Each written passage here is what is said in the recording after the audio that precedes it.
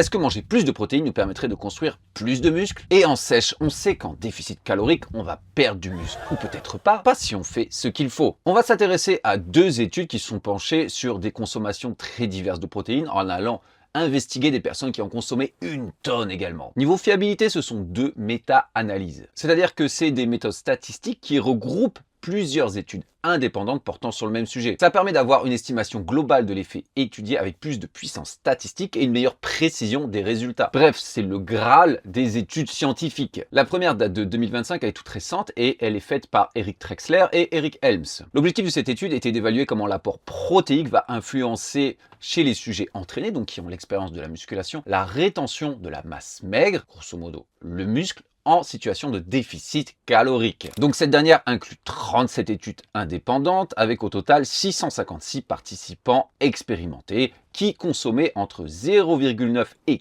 4,4 grammes de protéines par kilo de poids de corps, la durée des interventions entre 2 et 16 semaines. Résultat clé, ils ont remarqué qu'il y avait une relation dose dépendante positive et même linéaire entre l'apport en protéines et la rétention de masse maigre. C'est-à-dire, plus on mange de protéines, plus on conserve de muscle. Et cet effet était quasi linéaire jusqu'à 3 grammes, donc c'est-à-dire quasiment aucun rendement décroissant. Cet effet est amplifié si on est un homme, si notre pourcentage de masse grasse est bas, si la durée du régime est supérieure à 4 semaines, et aussi si on se base plutôt sur le pourcentage de masse sèche plutôt que le poids total. En résumé, c'est-à-dire que plus on est sec, plus on est expérimenté et plus on s'entraîne, plus on fait un déficit long, plus on mange de protéines, ça fait beaucoup de plus, hein. Plus on mange de protéines, plus on retient de muscles. En utilisant les courbes de l'étude, j'en ai extrapolé des petits tableaux que je veux vous montrer à l'écran. Donc pour différentes quantités de protéines par kilo de poids de corps, on peut voir une estimation de pourcentage de masse sèche conservée. On peut voir que le classique 1,6 g par kilo de poids de corps qui est recommandé par quasiment tout le monde, si on est un pratiquant expérimenté qui fait une sèche, peut-être vous voulez faire un photoshoot, vous voulez juste être beau pour l'été, ou encore pire, une compétition de bodybuilding, ça sera pas assez parce que conserver juste 85% de sa masse musculaire, ça me ferait grave chier personnellement de perdre 15% de mes muscles. Bon, on peut voir qu'à chaque palier, on augmente de 5 à 10% de masse conservée et qu'il y a un plateau à 3 grammes par kilo de poids de corps. Au-dessus, les bénéfices sont quand même moins intéressants. Du coup, j'en ai extrapolé un second petit tableau en fonction de notre niveau d'activité. Bah oui, est-ce que ça serait intéressant pour tout le monde de manger forcément autant de protéines en déficit ou pas ?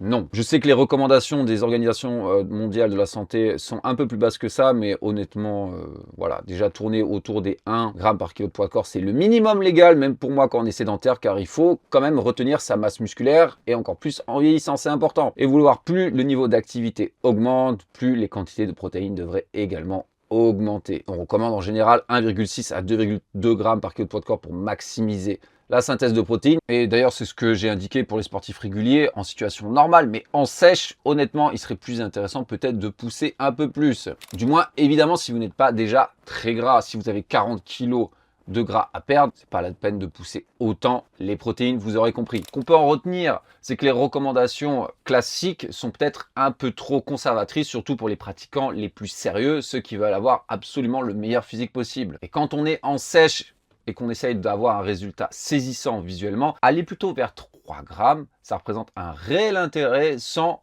risque sur le court terme pour la santé, absolument. C'est sûr que rester à 3 grammes toute sa vie, surtout si vous n'êtes pas sec, on peut en discuter, mais sur des interventions de quelques mois, il n'y a absolument aucun souci pour votre santé, surtout si vous buvez bien. En sèche, allez vers les 3 grammes pour être considéré comme optimal. Si vous aimez cette vidéo, n'hésitez pas à la liker, ça vous fera dépenser une calorie, et à la partager à quelqu'un qui pourra bénéficier de ces informations. Le bouche à oreille reste le meilleur moyen de faire grandir la chaîne et véhiculer de l'information de qualité. Bon, j'ai une deuxième étude à vous montrer, c'est également une méta-analyse, mais qui s'accompagne aussi d'une méta-régression. Donc là, ça va encore plus loin, c'est-à-dire que les scientifiques vont prendre leur méta-analyse et ils vont la réétudier, la réanalyser. Par exemple, ils vont prendre en compte la durée de l'intervention, l'âge des participants, leur niveau d'expérience, les quantités de protéines, bref, tous ces petits détails qui pourraient influencer les résultats pour essayer d'affiner encore plus la chose. Donc cette étude japonaise de 2020, elle regroupe 105 études et 5402 participants. L'objectif, c'est de voir s'il y a une relation entre les quantités de protéines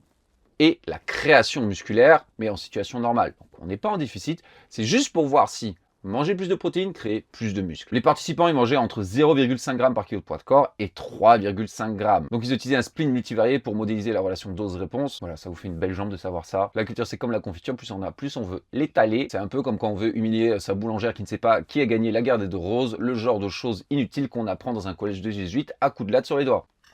Bref, résultat clé, quand on augmente de 0,1 g par kilo de poids de corps les protéines que l'on mange, on augmente la masse maigre, donc les muscles, de 0,39 kg si on mangeait moins de 1,3 g par kilo de poids de corps, ou de 0,12 kg si on mangeait déjà plus de 1,3 g par kilo de poids de corps. Donc on peut voir qu'augmenter les protéines, c'est très bénéfique pour la création musculaire jusqu'à 1,3 g par kilo de poids de corps. Après, il y a des rendements décroissants. C'est-à-dire que plus on continue de manger des protéines, plus on gagne du muscle, mais à chaque fois un peu moins et un peu moins et un peu moins. Hein, comme on peut le voir, j'ai là aussi fait des petits tableaux. Si on est déjà à 2 g de protéines par kilo de poids de corps et qu'on augmente encore, on va gagner que 70 g de muscle. Après 2,4 g, on gagne 30 g de muscle en plus. Et à 3 g par kilo de poids de corps, il y a un plateau. Après, les gains sont tellement minuscules que c'est quasiment impossible à détecter. Du moins, statistiquement, c'est très difficile de les prendre en compte. On va simplifier les choses, on va retenir. Après 2,2 g par kilo de poids de corps, les gains sont minimes. Mais déjà, d'atteindre cette dose-là, si vous voulez maximiser votre création musculaire en surplus ou en maintenance,